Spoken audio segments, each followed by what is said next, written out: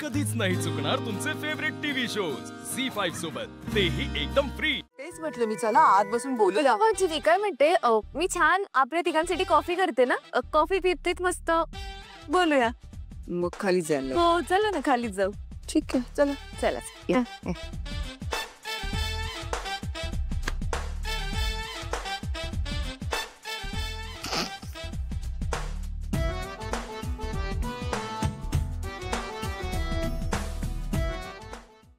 दारामध्ये लग्न करतोय म्हटलं तरी मांडव आलं, सजावट आली, पुन्हा लग्नाचे सगळे विधी आहेत, त्याचे सामान आलं, किती काय काय घ्यायचंय। सगळी जबाबदारी आपण घेतलीये म्हटल्यानंतर चूक नको व्हायला ना कुठे। तू जातीनं लक्ष घालशीलच, पण तरी म्हटलं सांगावं एकदा म्हणून। त्या दिवशी एजंटच्या घरी आम्ही लग्नाची बोलणी करायला आलो होतो। एजंट म्हणाले की तुमच्या घरात, तुमच्या दारात लग्न करू। हो म्हणालीस, माझ्या रेऊचं लग्न मोठं धूमधडाक्यातच झालं पाहिजे। आजी एवढी तयारी करायचं म्हणतात आणि मगाशी मावशी हॉल घेऊन लग्न करू असा हट्ट करत होती।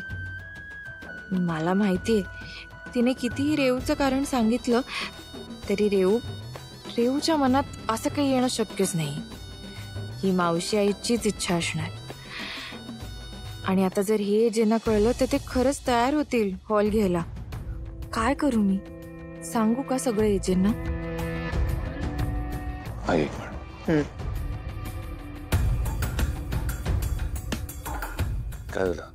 Any problem?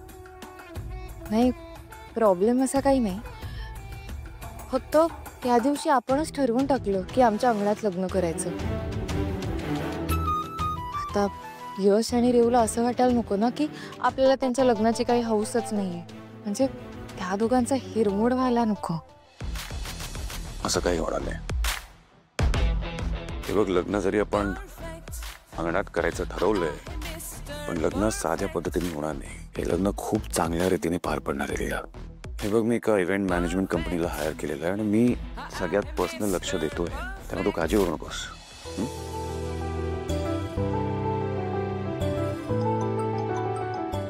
हे बघा, रेवचाच फोन आहे, 100 वर्ष आयुष्य आहे तिला।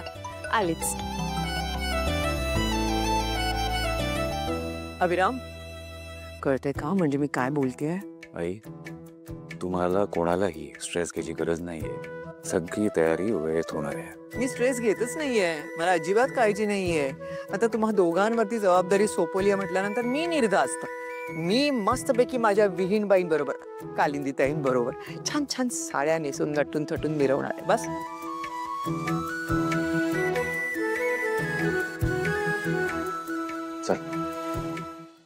झी5 ॲप डाउनलोड करा आणि पहा सर्व एपिसोड्स एकदम फ्री।